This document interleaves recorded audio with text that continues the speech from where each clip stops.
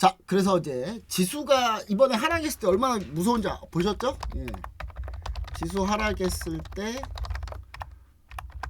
얼마나 무서운지 봤습니다.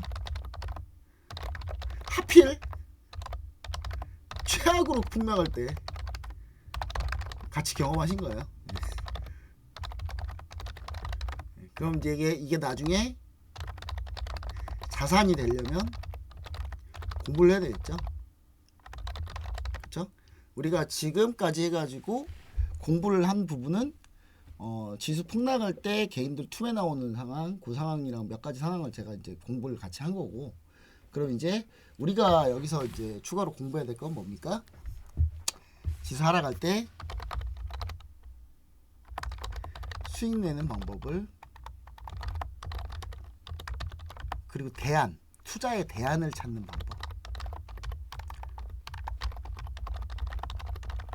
방법을 찾는 겁니다. 투자의 대안을 찾는 방법을 연구하는 겁니다. 실제로 2008년에 글로벌 금융위기 때 저는 입사를 그때 연기금에 입사를 2009년에 했으니까 1년 지난 상태였죠. 예, 최악의 경우는 지난 상태였고, 그때 이제 근데 그 뒤로 이제 수익률을 봤는데, 그 뒤에 이제 제가 현장에 있었으니까, 연기금에 있었으니까 근무하고 있을 때,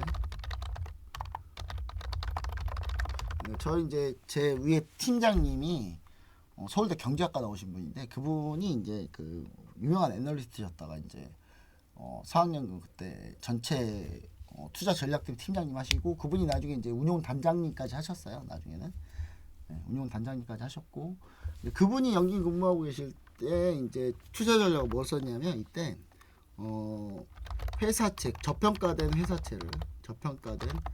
회사채를 매수하고, 그 다음에 고평가된 국채를 매도한 전략을 썼거든요. 왜냐면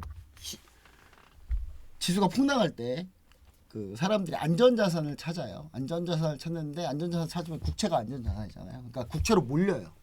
국채로 몰리다 보니까 국채가 고평가되고, 회사채는 불안하니까 다 던진단 말이에요. 그러면 회사채는 저평가되겠죠. 그럼 회사채를 매수하고, 근데 국채를, 고평가된 국채를 매도하고, 요걸로 이제 요거를 신용 스프레드 거래라고 하는데, 이걸 통해 가지고 채권에서 어마어마한 수익률을 기록합니다. 저 보고 감탄했어요. 와, 대단하시다 진짜.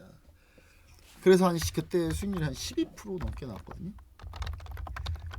여러분, 주식 투자로 12% 기록하는 거 쉽죠. 근데 채권으로 12%못 구해요. 나오기 힘들어요, 여러분.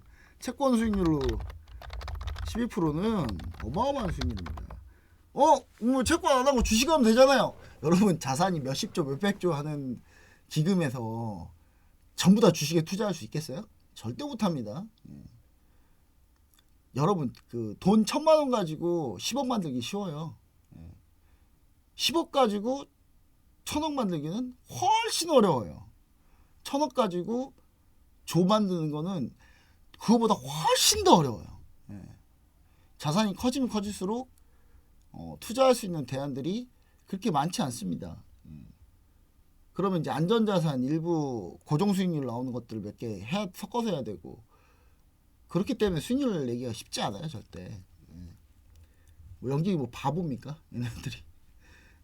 근데 물론 이번엔 바보 짓거리 했는데, 작년에 미국 주식 많이 들어가가지고 국내 주식 그렇게 비중 늘려야니까 안 늘려가지고, 작년 수익률 꼴랑 18% 해놓고 잘했다고 그러고 있으니까 좀 승질나긴 하는데, 여튼간에 여러분, 요런 것들 대안이 필요하다. 지수금 나갈 때 대안이. 그 대안으로 이제 개인 투자자들이 그 대안으로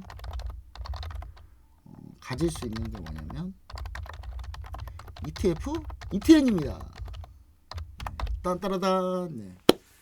ETF, ETN을 하면은 여러분 지수가 하락할 때 수익을 잘 낼 수 있다라는 거 여러분들 알고 계셔야 될 것 같고, 물론 이걸 이미 알고 계신 분도 계세요. 근데 계시는데, 그럼 이제 그런 것들을 좀 자세히 좀 한번 알아보면서 여러분들이 이미 알고 계신 분은 이제 내가 알고 있는 거하고 어떻게 좀 다른지 한번 보시면 되고 모르시는 분들은 새롭게 배우시면 됩니다. 자, ETF입니다. ETF 상장지수 펀드라고 하죠. 상장지수 펀드. 예. 상장지수 펀드. 즉 지수를 상장시켜 놨다는 얘기. 상장시켜 놓는다는 게 뭐예요? 이렇게 주식으로 거래할 수 있게끔 상장해 놓은 거를 상장지수 펀드라고 합니다. 예. 그러니까 펀드인데 펀드 우리 보통 어디서 가입해요? 막 은행이나 증권사 가가지고 막 펀드 추천하고 그 펀드 가입하고 그러잖아요. 근데 펀드를 그렇게 하지 않고 주식 매수 매도 하는 것처럼 손쉽게 매수 매도해서 들어갈 수 있게끔 하는 걸 뭐라 그런다? 그거를 상장지수 펀드라고 한다. 상장지수 펀드 ETF F가 뒤에 F가 펀드거든요. 근데 상장지수 펀드 같은 경우는 펀드이기 때문에 운용사가 합니다. 운용사가 발행해요.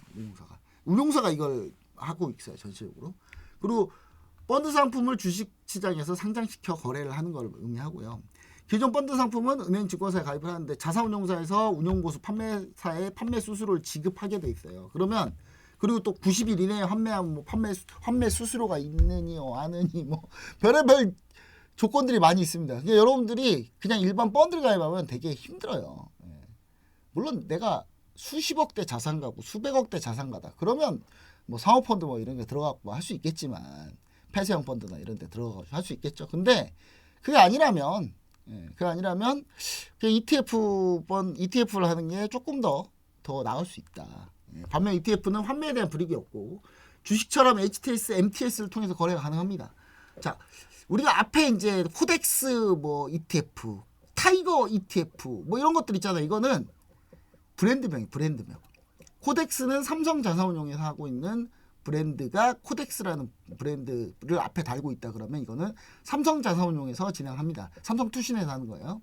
그리고 타이거라는 말이 앞에 딱 들어간다라고 하면 이거는 미래에셋자산운용에서 하는 겁니다. 우리나라 대표적인 이것만 있는 건 아닌데 되게 많은데 그 중에 대표적인 거 2개 얘기한 거예요. 대표적으로 2개. 그래서 여러분들 이거를 주식을 매수하게 되면 펀드에 자동으로 가입하는 것처럼 돼요. 그리고 그거에 따른 수익률을 얻을 수 있는 겁니다.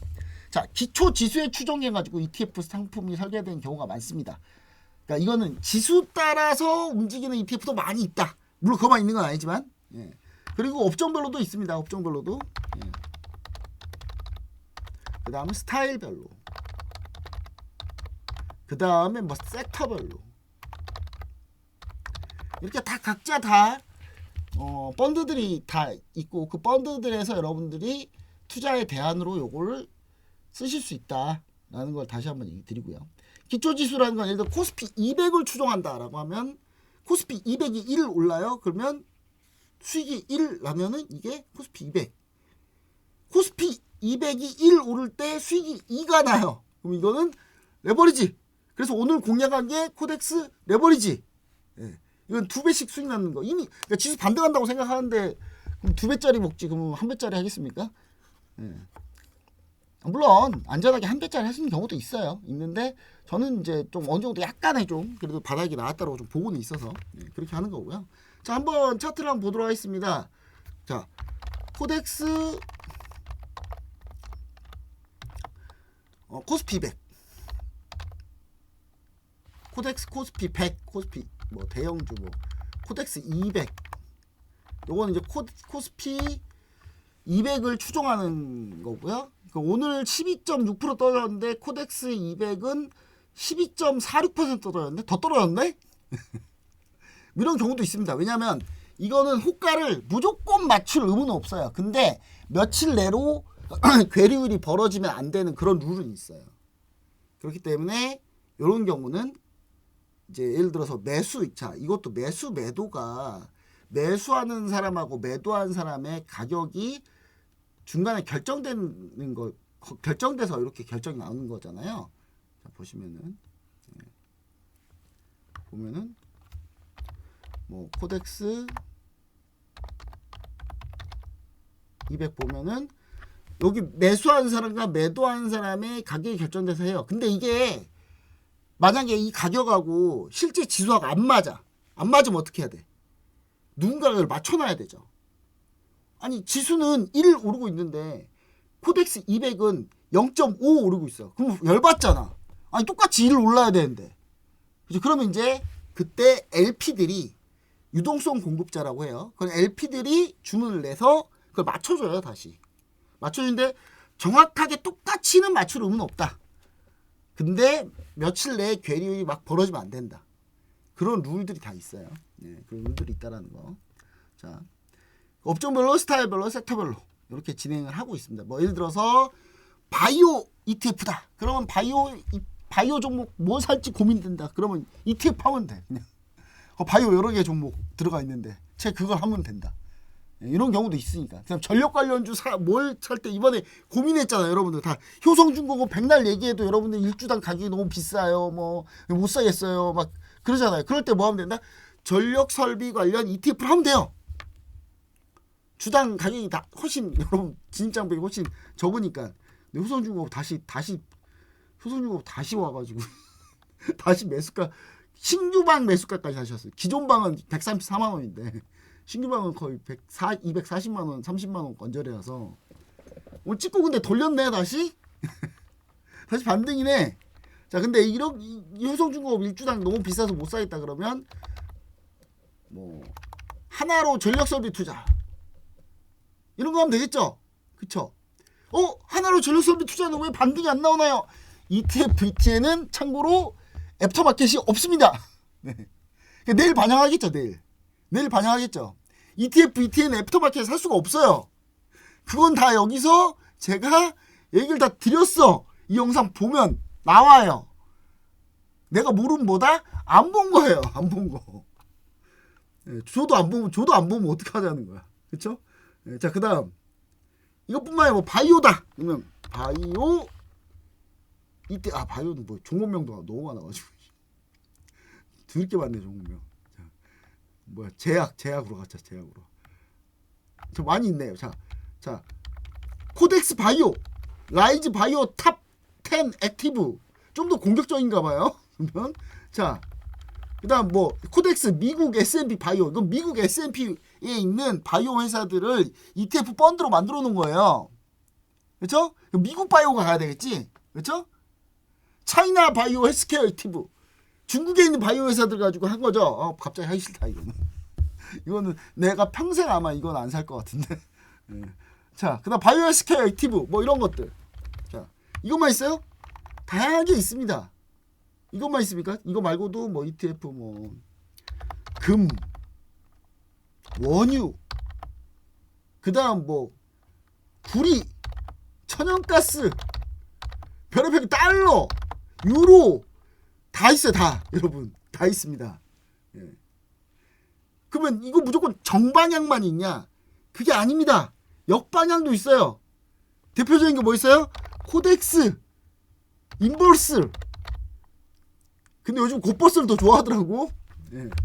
코덱스, 인버스. 지수가 오르면 떨어지고 지수가 하락하면 오르는. 이거는 지수가 1 떨어지면 수익이 1 나요. 예. 지수가 1 오르면 손실이 1 나는 거고. 그러니까 인버스 들어간 사람이 지금까지 다 죽어나다가 이번에 반등했잖아. 코딱지만큼 요만큼 손실이 많이 됐을까? 잘 모르겠네 나는. 예. 인버스 레버리지 뭐 이런 2X. 자, 천연가스, 예를 들어서 천연가스다. 콩도 있네. 콩도 투자할 수 있어요, 여러분. 콩도. 나는 내가 콩에 대해서 조예가 깊어. 나는 전 세계 콩 원산지, 콩 재배 지역을 다 알고 있어, 내가. 콩이 되겠지, 그렇죠? 예. 예를 들어 천연가스다. 최근 천연가스 어떻게 했어? 급등했죠. 최근 천연가스 급등했죠.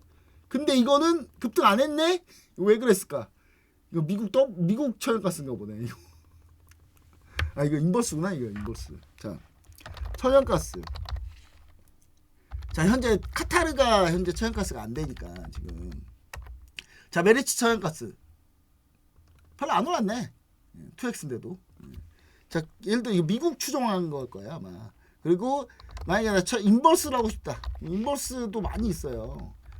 뭐 인버스 예를 들어 지수 S&P 500, 미국 S&P 500을 미국 S&P 500이 떨어지면 수익 나는 거 하고 싶다. 그러면 KB 인버스 이거는 근데 ETN이죠. 아까 우리는 ETF를 본 거고 ETN이죠. ETN, ETF 많이 있어요. 근데 그 차이는 제가 좀 이따 뒤에 얘기 드릴 거고. 자, 이거 말고도 뭐 타이거 원유 선물 이거 제일 유명한 거.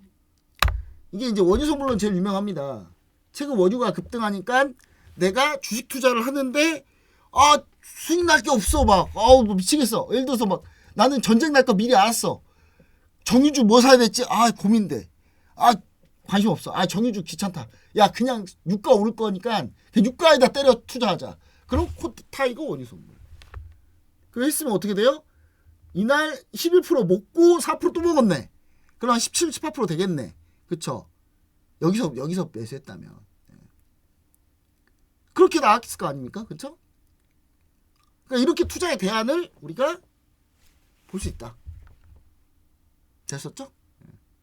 이것뿐만 아니라 뭐 인버스도 있으니까 원유 선물 인버스.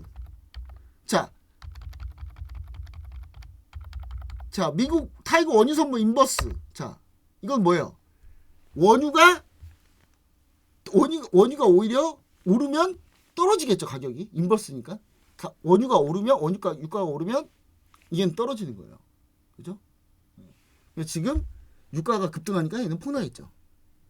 이것도 이제 2X도 있어요. 그러니까 레버리지도 있습니다. 그러니까 곱버스라고 하는 것도 또 있고. 자, 이건 ETF고요. 타이거 붙으면 이게 타이거, 코덱스, 브랜드가 붙으면 뭐예요? 이게 ETF. 증권사 명이 붙는다 그러면 ETN. 아셨죠?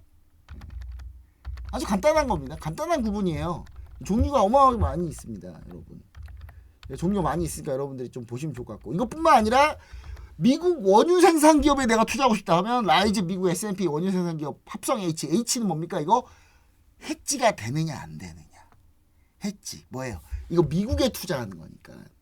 그러면 내가 달러로 바꿔서 투자를 해야 되잖아요. 근데 내가 달러로 환전할 필요는 없고 이걸 하게 되면 달러로 바꿨을 때 생기는 그런 예를 들어서 그런 환 리스크. 예를 들어서 원화가 강세가 돼버리면 내가 달러로 투자한 게 약세가 되잖아요. 가만히 있어도 손실이잖아. 그걸 해지를 걸어놓은 상품. 해지 걸어놓는다는 거예요. 내가 원화가 강세가 됐을 때 달러가 약세가 되면 그러면 달러화로 들고 있으면 손실이잖아요. 그 손실을 보존해주는 상품을 뒤에 H. 이해되셨어요?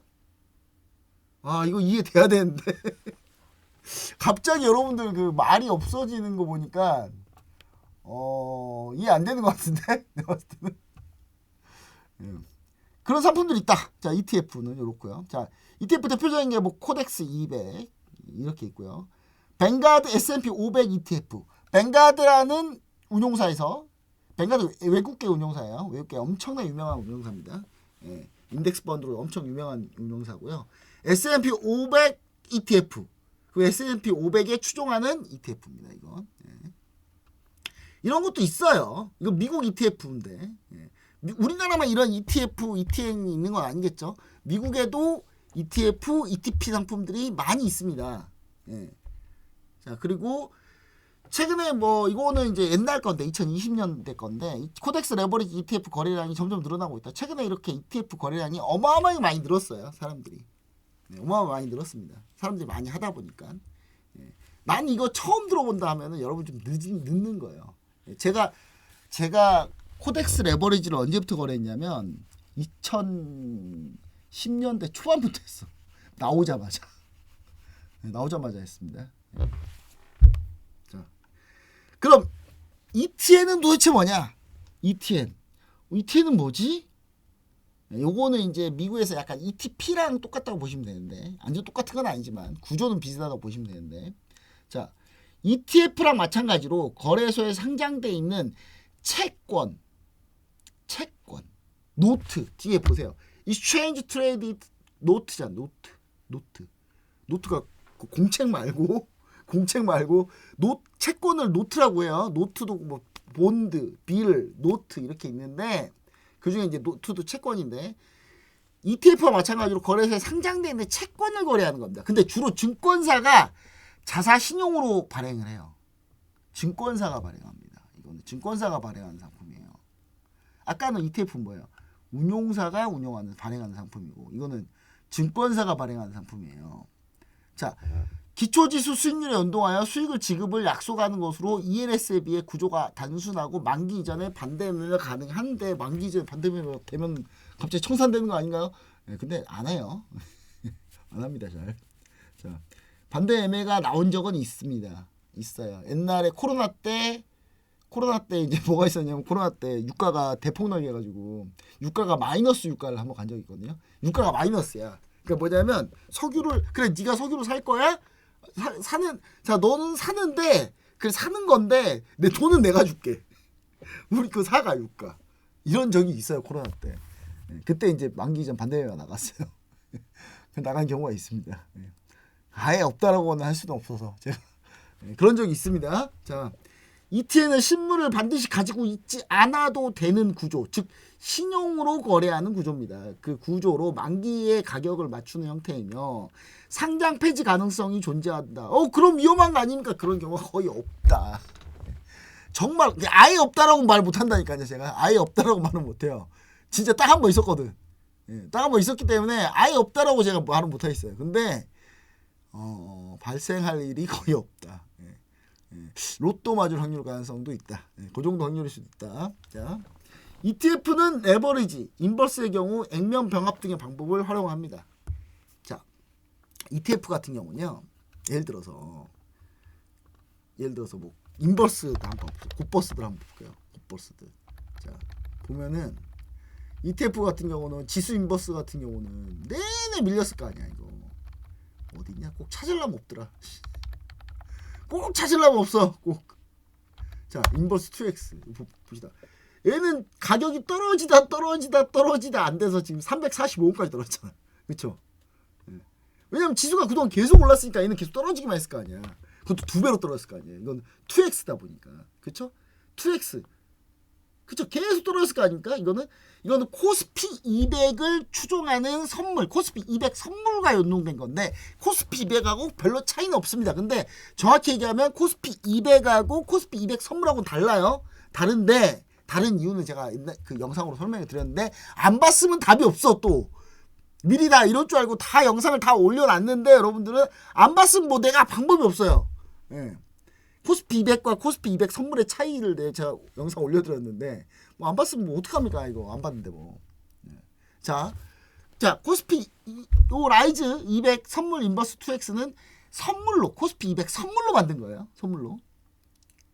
선물로 만든 거하고 현물하고 차이가 있어요. 차이가 납니다.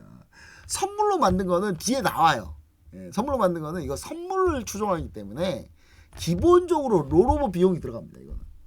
롤오버 비용이 들어가요. 그리고 선물지수하고 현물지수가 다르기 때문에 수익률이 약간씩 차이가 나요. 자, 그리고 선물 인버스 2X는 뭡니까? 코스피 200 선물이 1 오르면 얘는 2 떨어지겠지. 2. 그쵸? 2 떨어지겠죠? 그다 하다 떨어지다 안 되니까 이제 345원까지 온 거야, 이제. 저가가 233원까지 간 거예요. 여기서 더 밀리면 어떻게 될까? 더 밀리면. 액면을 병합해야죠. 그럼 두 주가 한 주가 돼요.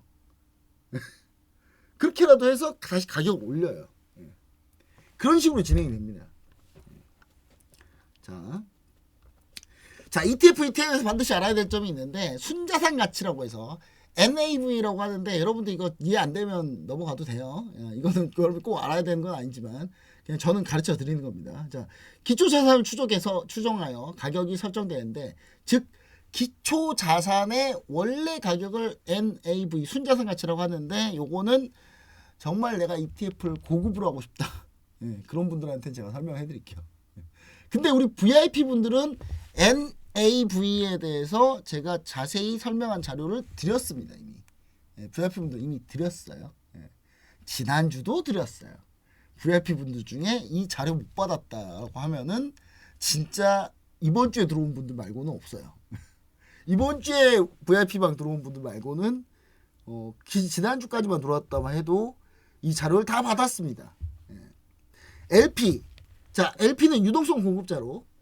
자, ETF, ETN의 가격 오차가 생길 때 이를 강제로 맞추기 위해서 유동성을 공급하는 형태를 LP라고 하고 이런 LP 공급자들 합니다. 자, 트래킹 에러는 뭐냐면요. 추적 오차라고 하는데 기초자산과 NAV와 차이가 나면은 ETN은 추적 오차가 발생하지 않고 괴율만 발생하는데 ETF 같은 경우는 요걸 트래킹 에러라고 해요. 그러니까 실제 가격하고 그러니까 얘는 원래는 1이 올라야 되는데 1.2가 올랐어요. 그러면 추적 오차 트래킹 에러가 생기죠. 예, 그거 생기면 그 오차를 줄이는 방법들이 다양하게 발동이 되고요. 예. 근데 그게 안 줄여주는 경우도 있어요. 안 줄여지는 경우가 있어요.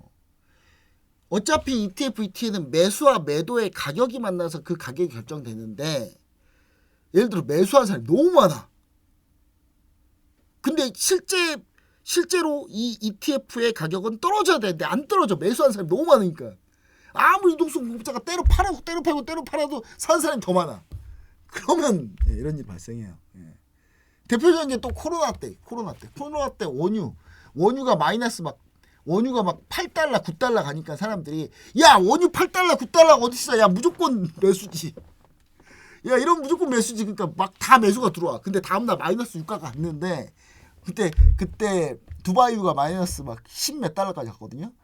예, 10 몇 달러까지 갔는데 ETF는 마이너스가 안 되고 있어. 계속 사는 사람이 너무 많으니까.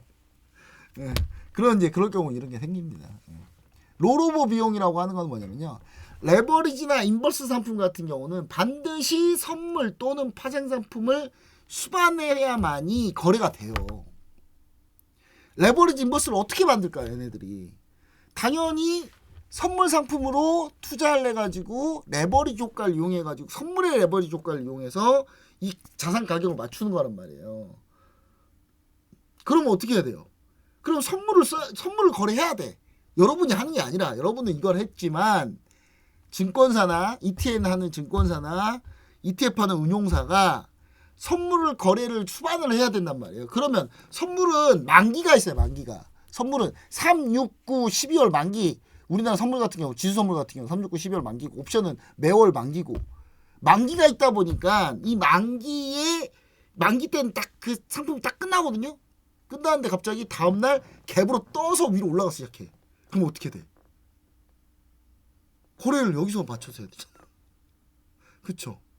그러면 이 갭 차이가 다 비용이 발생하는 거야. 다. 지금 여러분 표정을 봤을 때는 거의 모르겠다라는 표정 같아요. 제가 봤을 때. 여러분 표정은 잘 안 보이지만 제가 예. 자 ETF와 ETN에서 반드시 알아야 되는 점 해가지고 이제 이렇게 원유 선물 이런 게 있고 크루드 오일 선물이 있고 자 실제 크루드 오일의 선물 이거는 실제로 해외 선물입니다. 해외 선물에 있는 크루드 오일의 선물은 이렇게 움직이는데 코덱스 WTI 원유 선물을 보면은 이렇게 움직이는데 거의 비슷하죠. 근데 차이가 좀 나죠. 그렇죠? 차이가 좀 납니다. 차이가 난다라는 거. 실제 이거 기초자산이 이게 기초자산. 이 기초자산이고 이거는 이걸 만든 ETF예요. 이걸 가지고 만든 ETF. 아시겠죠? 자. 보통 롤오버 비용이 어느 정도 드냐? 그럼 2010년에서 2019년 연도별로 ETF 연간 롤오버 비용을 보면은 오히려 플러스 나는 경우도 있습니다만은 거의 플러스가 잘 안 나요. 예. 플러스가 잘 안 납니다. 그러니까 내가 ETF, ETN을 하는데 내가 레버리지나 인버스를 하고 있어요. 아니면은 선물을 가지고 하는 ETF, ETN을 하고 있어요, 내가. 그러면 중장기로 보유하면 어떻게 돼요? 마이너스 난다고. 지수가 계속 똑같아도 비용이 나가니까 이해가 될라나? 자 다시 한번. 자 선물을 이용하는 거래다 보니까 이게 중장기로 보유하면요 이게 마이너스가 나요. 롤오버 비용이 계속 들어가니까. 그러니까 ETF, ETN, 레버리지, 인버스 이런 상품은 어떻게 해야 돼? 중장기로 보유하면 돼야 안 돼요? 안 되는 거야 원래. 그럼 뭐 근데 여러분들 그러잖아. ETF, ETN 물리면 에이 물렸다 그냥 에이, 물렸으니까 그냥 존버하자 존버해 존버. 근데 그거는 주식으로 된 상품을 ETF, ETN으로 만들었으면 상관없는데 주식이 아니라 선물로 운영되는 상품을 ETF, ETN으로 그걸 거래하시면 가만히 놔둬도 손실이 났다고. 여러분 2010년, 2019년 동안 WTI는 마이너스 7.8% 손실 났고 천연가스는 마이너스 18%, 빅스는 마이너스 51% 손실. 가만히 냅두면 금 마이너스 1.2, 은 마이너스 1.7, 구리 마이너스 1.7. 근데 이제 요거는 뭐냐면 그렇게 많은 손실은 아니다. 근데 가만히 냅두는 것보단 낫다. 가만히 냅두면 안 된다. 아셨죠? 가만히 냅두면 안 된다는 거예요. 주식으로 되는 ETF, ETN은 하는데 가만히 놔두면 되나요? 그건 가만히 냅둬도 돼요. 그거는. 그건 수익률에 아무 변화가 없어, 그거는. 아시겠죠? 자, ETF와 ETN에서 알아야 될 점 해가지고 이제 이런 식으로 이제 콘텐고사를 했대. 이런 식으로 했을 때 마이너스가 발생해요. 이럴 때 다음 월물이 가격이 높아버리면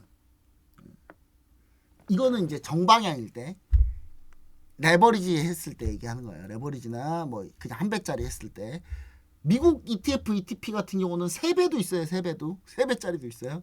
지수가 1 움직이면 3배씩 3 움직이는 것도 또 있습니다. 여러분 그런 것도 또 있습니다.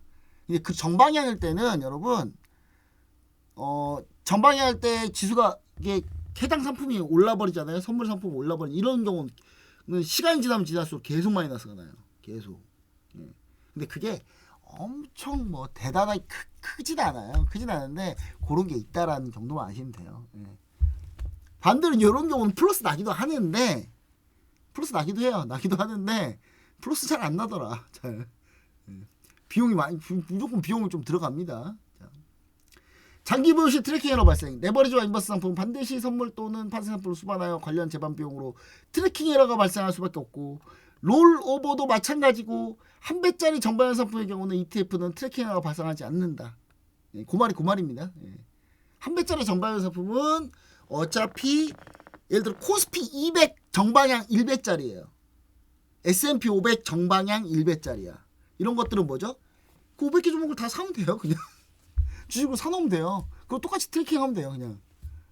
그럼 잘 안 발생하는데 이제 레버리지나 인버스는 발생한다. 자, 복리 효과가 있는데 레버리지와 인버스 성과가 기초자산과 동일하지 않을 가능성이 좀 있습니다. 빚주세 구간에서는 레버리지 인버스 수익률이 기초자산보다는 낮을 수 있다. 그게 뭐냐면 주가가 움직이지 않고 그냥 행보하고 있어요. 행보만 하고 있어. 행보하고 있으면은 수익률이 일단은 기초자산 원래 이거 투자하는 기초자산보다는 떨어질 수 있어요. 왜냐면 복리 효과가 없는 경우가 있기 때문에. 아셨죠? 자, 요거는 뭐 내용을 한번 읽어보시면 좋을 것 같고, 요건 제가 자료를 좀 올려드릴게요. 자료 드릴게. 자, ETF 복리 효과, 기초자산 상승 시 레버리지 복리 효과는 이런 식으로 발생합니다. 지수가 상승만 하는 경우 ETF 레버리지 ETF 기간 누적 수익률은 지수 2배 이상이 되는데 2배 이상이 된다. 상승만 할 경우 인버스 2X ETF 기간 누적 손실률은 지수 수익률의 2배 미만이 돼요. 이게 2배 이상이 돼야 돼. 복리 효과가 좀 있다 보니까. 자, 그다음 복리 효과 없는 케이스가 아까 얘기 설명드렸고, 이건 복리 효과 있는 케이스를 설명해 드린 거예요. 자, 투자기간 전체 지수 변동 누적 변동률이 21.9% 이라고 치면 레버리지 ETF 같은 경우는 48%가 나오는 경우가 있어요. 2배 이상이 떠버리니까 복리 효과로 계속 올라가다 보니까. 자, 근데 인버스 2X ETF 같은 경우는 이게 마이너스 40%가 돼야 되는데 마이너스 40%가 안 되고 33%가 되는 경우가 있더라. 하락시에는 자, 지수가 하락할 경우 인버스 2X ETF는 원래 2배씩 수익 나는 게 맞고요. 그쵸? 2배씩 손실률이 2배씩 나와야지 맞죠? 그쵸? 자, 지수 손실률이 그럼 수익은 2배씩 나는 게 맞는 거고. 자, 지수가 하락했을 경우.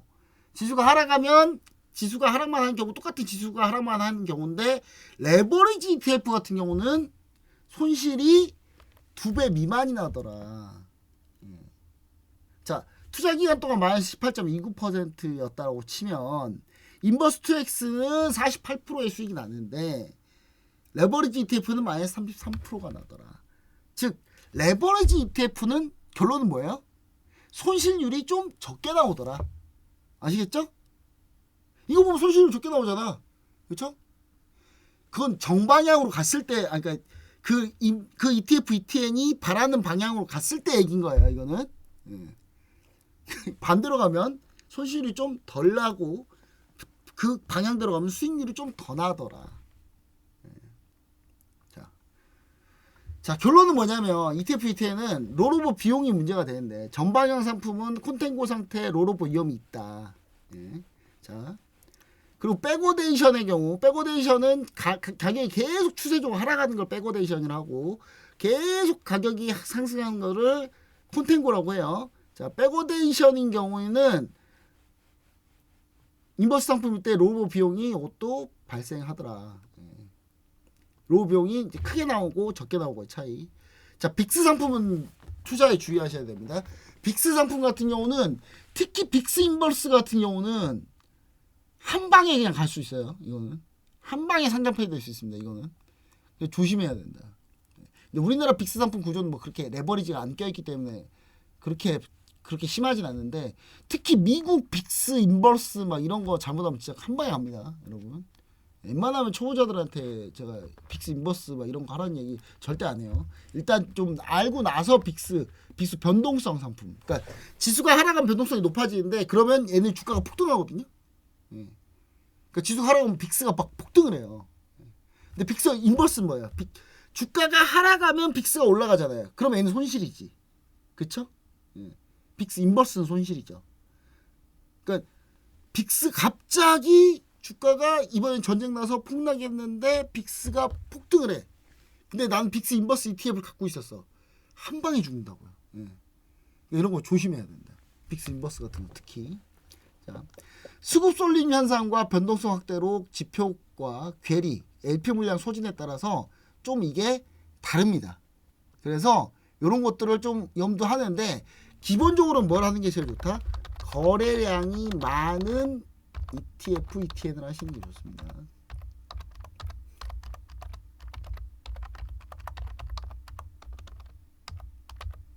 ETN을 하는 게 좋다. 미국은 ETP도 ETP라고 부르는데, ETP를 하시는 게 좋습니다. 거래하는 게 좋습니다. 그리고 이제 해외 기초자산이 각 이제 시간대마다 다 거래가 달라요. 거래 시간이 다 다르거든요. WTI 같은 경우, 원유선물 같은 경우는 뭐 예를 들어서 거래가 1시간 정도 공백이 있는데 그 거래 안 되는 시간이 있다. 우리나라 그때도 뭐 장 닫는 시간에는 상관없는데, 근데 우리나라 장하고 우리 안 맞죠. 미국 ETF, ETP를 하게 되면 또 그 상품의 거래 시간을 좀 여러분들이 아셔야 된다. 이런 얘기를 좀 드리도록 하겠습니다. 자, 여기까지 해가지고 여러분 제가 간단하게 여러분들하고 내용을 좀 얘기를 마쳤고요. 이런 기초적인 내용을 진행했고, 앞으로 또 추가적으로 더 내용 진행할 거니까 이번 주대로 빨리빨리 할 테니까 여러분들 같이 교육 잘 받아보시면 좋을 것 같습니다. 특히 VIP 분들 이 교육 내용을 잘 보셔야 될 것 같고요. 빅스 그 위험한 거 왜 만들었냐고요? 또 수익률이 어마어마하거든요. 수익률이 어마어마합니다. 수익률이. 또 한 방이 있어요. 또 이게.